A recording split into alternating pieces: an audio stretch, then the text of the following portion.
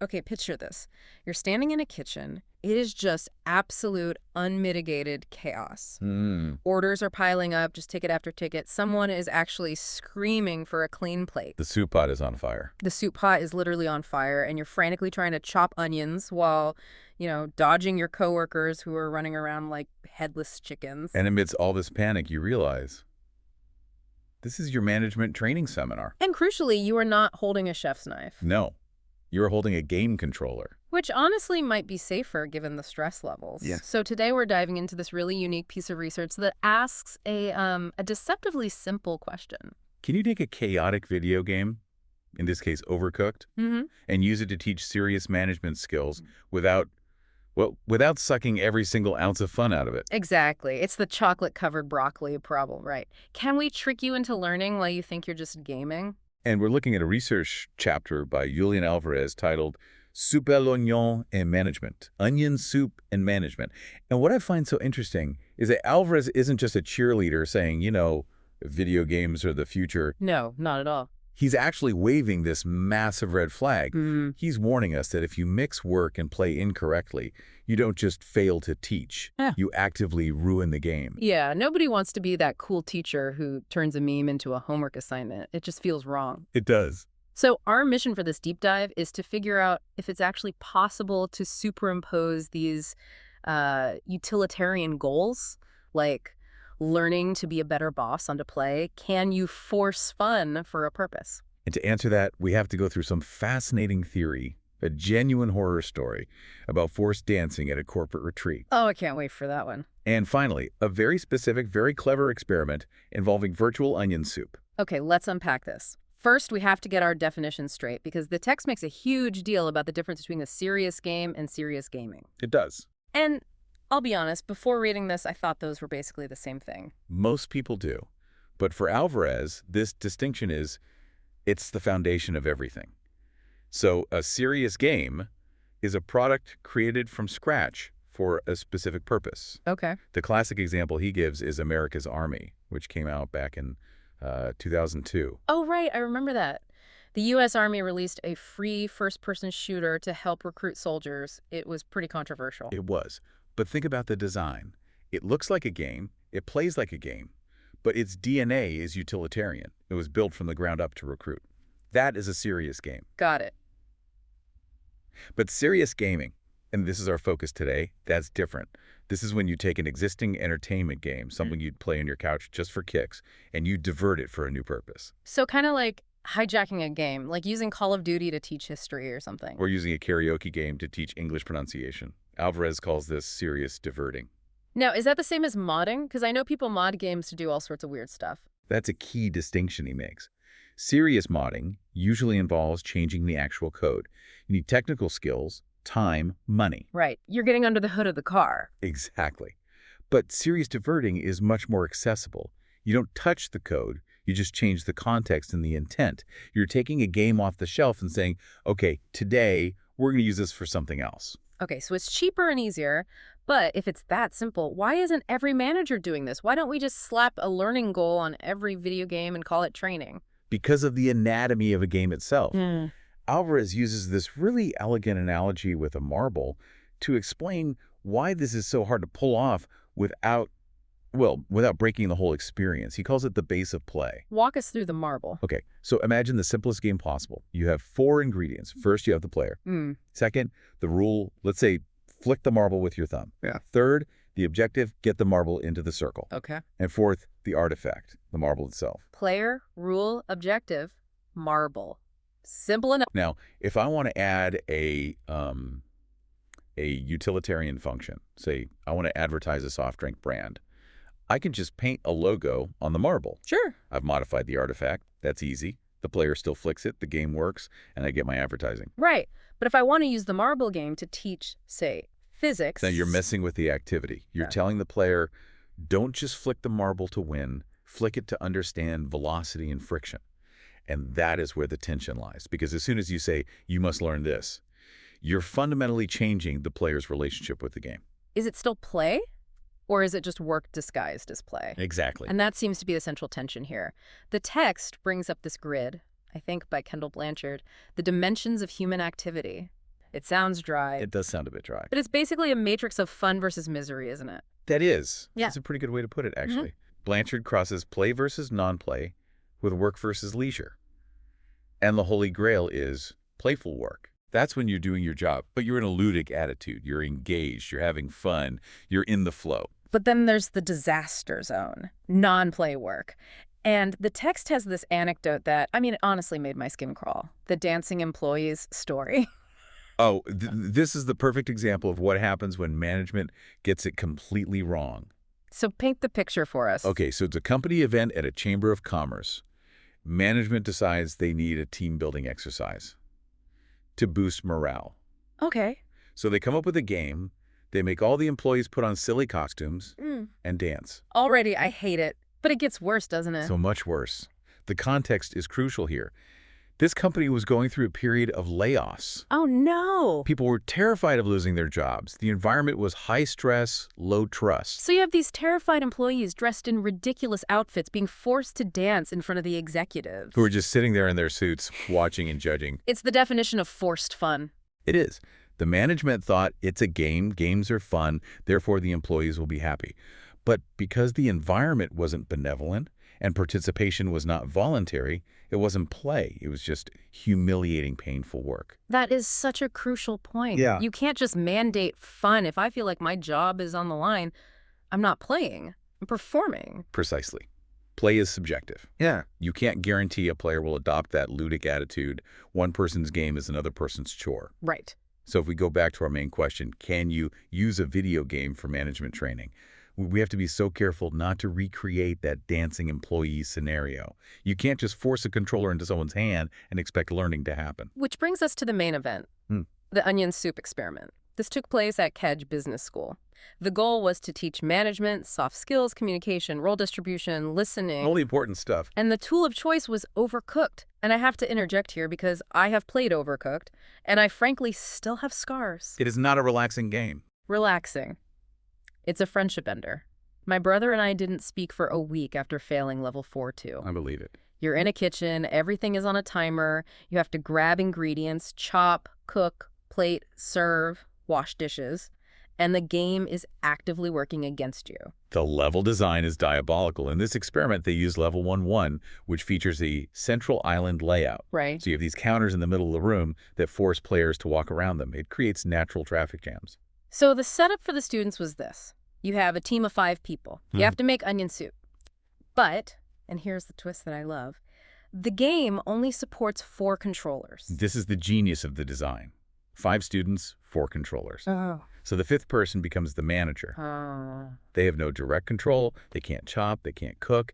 They're effectively powerless in the game world. Which must be incredibly frustrating. They're just standing there watching the disaster unfold. Their only tool is their voice, their ability to organize the team. And the mission is to get the high score 3 stars within 2.5 minutes. And they play 3 rounds. Between the rounds, they have a debrief. And they even allowed industrial espionage. How did that work? They formalized cheating. Between rounds, teams were allowed, encouraged, even to just get up, walk over to the other groups, and look at their screens to see what strategies they were using. I love that. In a normal class, that's an expulsion. Here, it's just benchmarking. It creates this dynamic of, rapid knowledge transfer.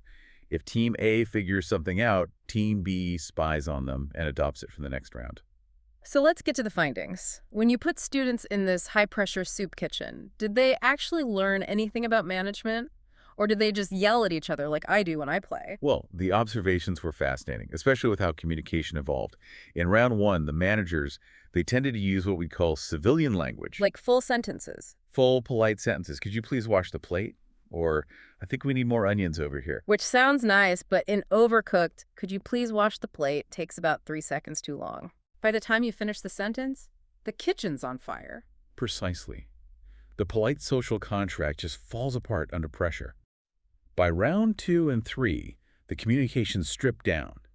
It became efficient keywords. Soup, service, washing? Onion. Yeah.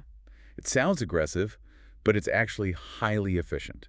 It stripped away all the politeness to focus on pure utility. That's Taylorism, isn't it? The old scientific management theory. Yeah, like the factory assembly lines where every single movement is optimized. That is exactly what happened. And it happened naturally. Remember that central island I mentioned? The traffic jam maker? The bane of my existence, yes? At first, everyone is just running circles around it. It's chaos. But over time, the teams naturally evolved into an assembly line. No way. One person chops. They pass the raw onion across the counter to the cook. The cook passes the soup to the server. They stopped moving around the island and started passing things across the counters. They reinvented the assembly line without being told to. They did. And this highlights the crucial role of the manager, the person without the controller. Right. The research showed that this person was essential for the supervision of the project. When the manager lost track of the orders or stopped communicating, the project, which is the soup, literally burned. So they were playing a game, but they were acting out real management dynamics, the need for clear roles, efficient communication, a supervisor who sees the big picture. But I have to ask the skeptic's question here. Did they realize they were learning? That is the big question. Because if I'm playing, I'm focused on the score. I'm not thinking, yes, an excellent application of Taylorism. So why not just stop the game? Why couldn't the professor pause it in round 2 and say, okay, look at how you're running, try an assembly line? Wouldn't that be more efficient? You'd think so. I mean, in sports, a coach stops play to correct form all the time. But Alvarez argues that in this context, interrupting the game is fatal to the process. Because of the ludic attitude, that state of play, it's fragile. If the professor interrupts and starts lecturing, the magic circle of the game is broken. The student snaps out of gamer mode and goes back into student mode.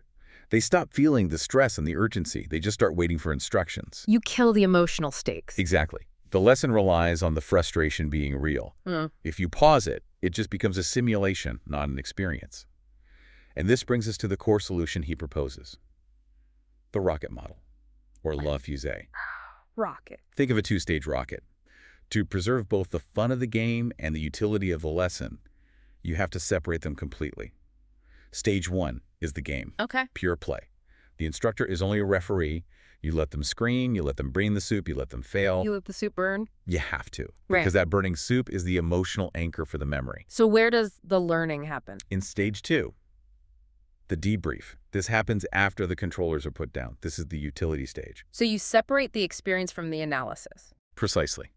The game provides the experience. The debrief converts that experience into knowledge. And they used a specific 4-question protocol to do this. I have the questions here. 1, what did you feel? 2, what strategies did you use? 3, what did you learn? And 4, how could this be improved? Look at that first one. What did you feel? That is critical. You have to let them evacuate the emotions first.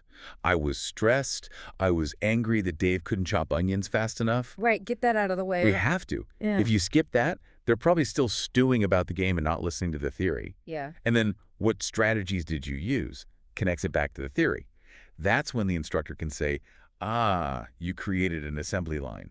In management theory, we call that. That is really clever, because if you lectured them about filters of perception or Taylorism in a classroom on a Tuesday morning, they'd be asleep. Of course. But because they just live through the chaos of level 1-1, the concept actually means something to them. The student realizes, oh, my struggle to get Dave to wash the dishes wasn't just a game frustration. It was a filter of perception problem. I said one thing, he heard another. It seems like the secret sauce here, pun intended, is that strict separation. If you try to teach while they play, you fail. If you let them play and then teach, you win. And it connects right back to the definition of serious diverting. You don't need to mod the game code. You don't need millions of dollars to build America's army. You just need a copy of Overcooked for $20 at a really solid debriefing plan. So what does this all mean for you, the listener? Maybe you're a manager trying to do a team building thing, or maybe you just like games. I think it means we should be highly skeptical of gamification that tries to do everything at once. Yeah. If you're in a meeting and someone throws a ball at you and says, catching this ball will teach you synergy, you should probably run away. Run fast. But seriously, it means that play is a powerful tool, but it requires what the text calls a benevolent environment. You have to feel safe to play. If you feel like your boss is judging your soup-making skills to decide if you get a raise, it's not play, it's just a test. And nobody likes a pop quiz. This raises an important question, then, about the modern workplace. We see so much gamification, leaderboards for sales teams, badges for completing compliance training. Oh yeah, congratulations, you reached level 5 in Excel spreadsheets. Here is a digital badge. Right. But if we look at Alvarez's research, we have to ask, is any of that actually play, or have we just painted a logo on the marble and called it a game? That goes right back to the marble analogy. Just because you call it a game doesn't mean the player is actually playing. Correct. And the rocket model suggests that maybe we should stop trying to make work feel like a game and instead use games to reflect on how we work. It's a subtle difference, but a huge one. I really like that. It respects the game and it respects the work. It acknowledges that they are different modes of being. And it respects the person. It acknowledges that you can't just flip a switch in someone's brain and make them have fun on command. So, to summarize the findings from this deep dive into onion soup. 1, you can't force fun. It backfires. It creates dancing employee horror stories. Right. 2, you don't need a custom-built educational game. You can divert a regular game like Overcooked if you know what you're doing. 3, the magic is in the separation. Stage 1, pure play. Stage 2, debrief. Don't mix them. Crucially. And finally, the person without the controller, Right. the manager, is often the most important person in the room, provided they know how to communicate SOUP effectively. Ideally, a bit more politely than that in the real world, but yes, that's the gist. You know, one detail I really want to emphasize is that industrial espionage bit. I just can't get over the image of students sneaking around looking at each other's screens. It's a great visualization of how learning spreads in the real world, isn't it? Yeah. You don't figure everything out in a vacuum. You look at the market leaders. Yeah. You see what works, you copy it. It validates that copying isn't always bad. In school, it's cheating. In business, it's strategy. Exactly. And the game provided a safe space to do that without any real-world consequences. No one got sued for patent infringement. They just got better at making virtual soup. Okay, before we wrap up, I have to ask, does this research suggest that Overcooked should be mandatory in all MBA programs? I wouldn't go so far as to say mandatory, but I do think it suggests that serious diverting is a massively underused tool. It creates a shared experience that a textbook simply cannot match. Right. But again, only if the instructor knows when to step back. Let the soup burn. Let the soup burn. Yeah. Because if you intervene and save them, you rob them of the experience they need to analyze later. You know, this leaves me with a final, slightly unsettling thought for all of you listening. We've talked about how you need a safe environment to play. But think about the power dynamic in a workplace. If your boss asks you to play a game, can you ever truly say no? And if you can't say no, is it ever truly a game? Alvarez touches on this with the ludic attitude. It has to be voluntary. So, is the concept of mandatory workplace fun inherently a paradox? Does the very act of a manager organizing a game immediately destroy the game nature of it? It's a paradox. Are we playing because we want to, or are we playing because we're the dancing employees in the costumes hoping we don't get fired? That is actually kind of disturbing. It's something to mull over next time you're invited to a fun team-building Zoom call. Wow. Okay, on that existential note, thank you for listening to this deep dive into onion soup and management. We hope you learned something, and we hope you had a little bit of voluntary fun along the way. Keep learning, and watch out for those fires in the kitchen. See you next time.